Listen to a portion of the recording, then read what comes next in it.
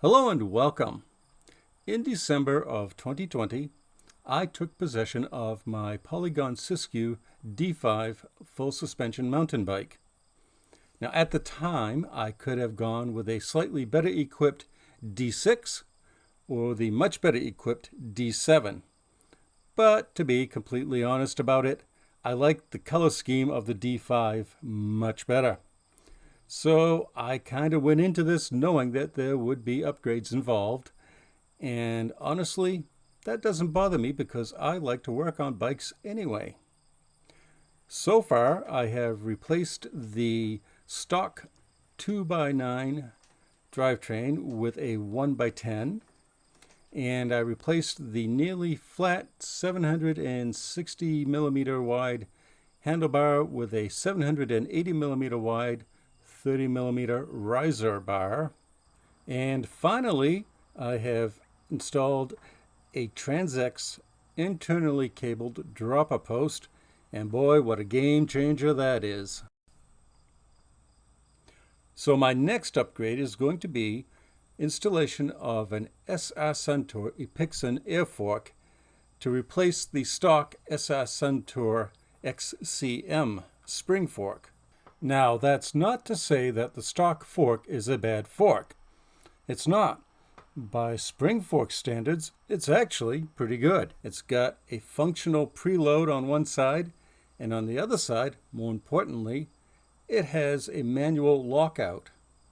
However, the lockout only has two positions, on and off. And when it's fully unlocked, to me, personally, it feels a little nosedive prone. And I'd rather have something that gives me a little more confidence on the trail. Thus, the air fork, which ostensibly is infinitely adjustable. It has a remote lockout, and it has a rebound adjustment, which I think is going to be the deal maker here. Plus, the stock fork weighs 2,845 grams, the Epixon 1,832 grams, for a total weight savings of 1,013 grams, or just under 2¼ pounds. Now, I'm not a weight weenie, but that's pretty good.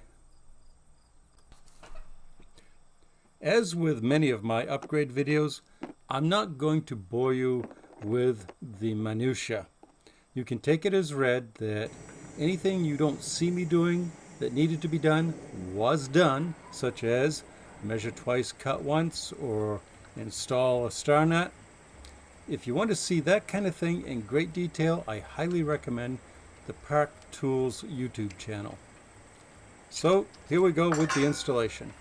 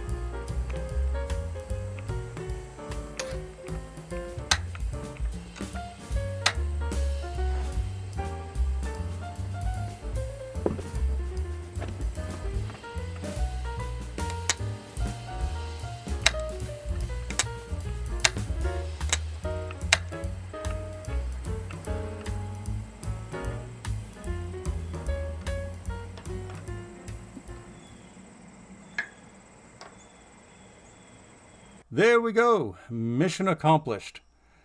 I really like the way this turned out. I put the triggers on the left-hand side of the handlebar, and I arranged them in such a way that they don't interfere with each other. So that's good.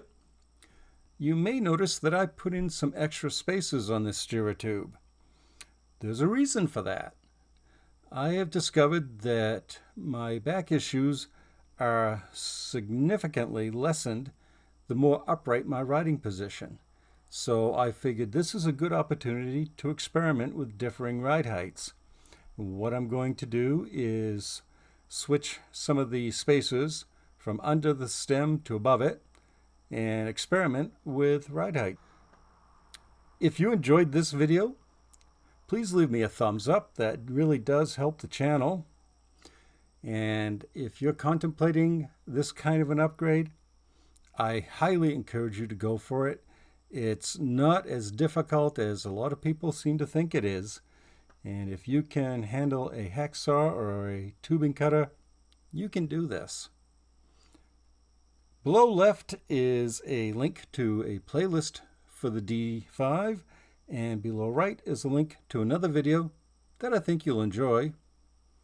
And as always, thank you very much for watching. Seriously, I do appreciate that. Goodbye and have a great day.